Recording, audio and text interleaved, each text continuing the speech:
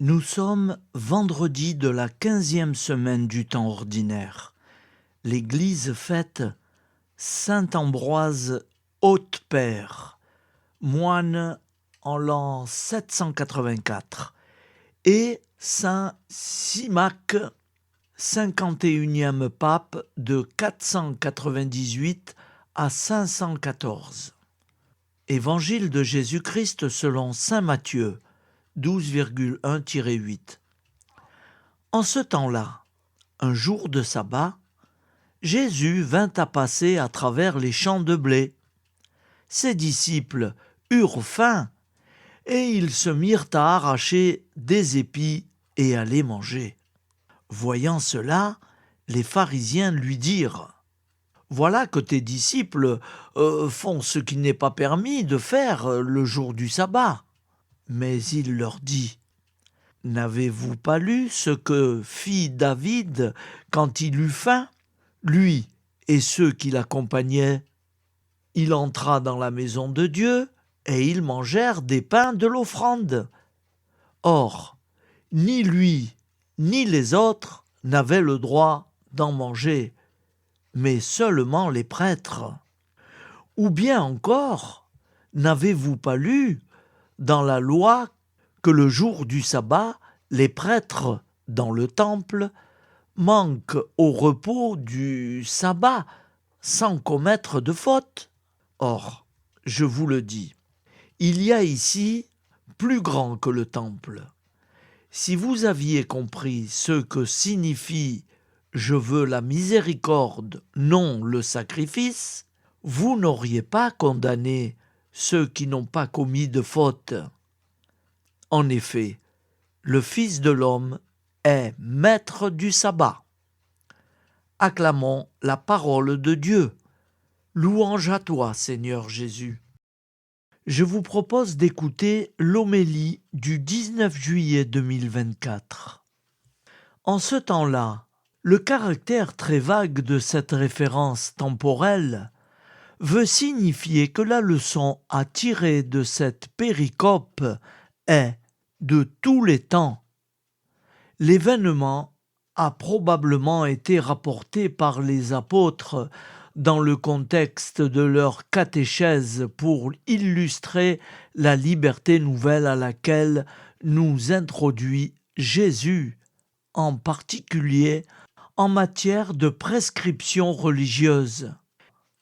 Les pharisiens accusent les disciples de moissonner un jour de sabbat.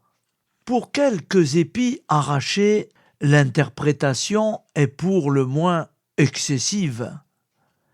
Elle trahit soit de la malveillance, soit une conception légaliste de la Torah. Par deux exemples, Jésus tente de faire comprendre à ses interlocuteurs que de toute transgression de la lettre ne conduit pas automatiquement au péché. Si David a pu manger les pains de l'offrande réservés aux prêtres sans commettre de faute, c'est donc que la sauvegarde est une valeur supérieure à la stricte observance formelle des prescriptions légales. Peut-être même, dans ce cas précis, David a-t-il été plus fidèle à la loi en la transgression qu'il ne l'eût été en l'observant scrupuleusement ? La question reste posée. Les préceptes du Seigneur de la vie ne sauraient aller à l'encontre du maintien de la promotion de l'épanouissement de ce don primordial. Notre Seigneur conclut par un argument, a fortiori. Les deux exemples cités se déroulent l'un dans la maison de Dieu, l'autre dans le temple, c'est-à-dire en présence du Très-Haut, dans sa proximité immédiate, sous son regard, en précisant « Il y a ici plus grand que le temple ». Jésus fait allusion au mystère de l'incarnation. Sa très sainte humanité est désormais le véritable temple. Le sanctuaire non fait de main d'homme qui abrite le Verbe de Dieu, citant l'auteur juif Jacob Neusner. À Rabbi Talk 8, Jésus. Benoît XVI écrit dans son ouvrage Jésus de Nazareth. Jésus et ses disciples peuvent faire ce qu'ils font le jour du sabbat, parce qu'ils ont pris la place des prêtres dans le temple.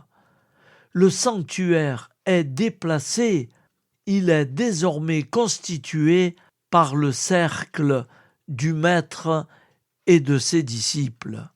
Si vous aviez compris ce que veut dire cette parole, c'est la miséricorde que je désire et non les sacrifices.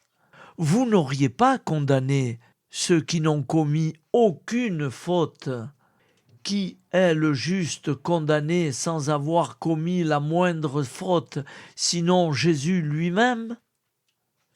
S'il a été offert en sacrifice, c'est parce que la connaissance du vrai Dieu, ami de la vie, tendre et miséricordieux, lent à la colère, plein d'amour et de fidélité, s'était perdu suite au péché.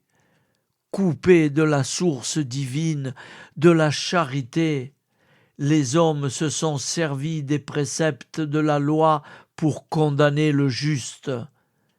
Ils ont oublié que dans les Écritures, l'accusateur est toujours et exclusivement le démon.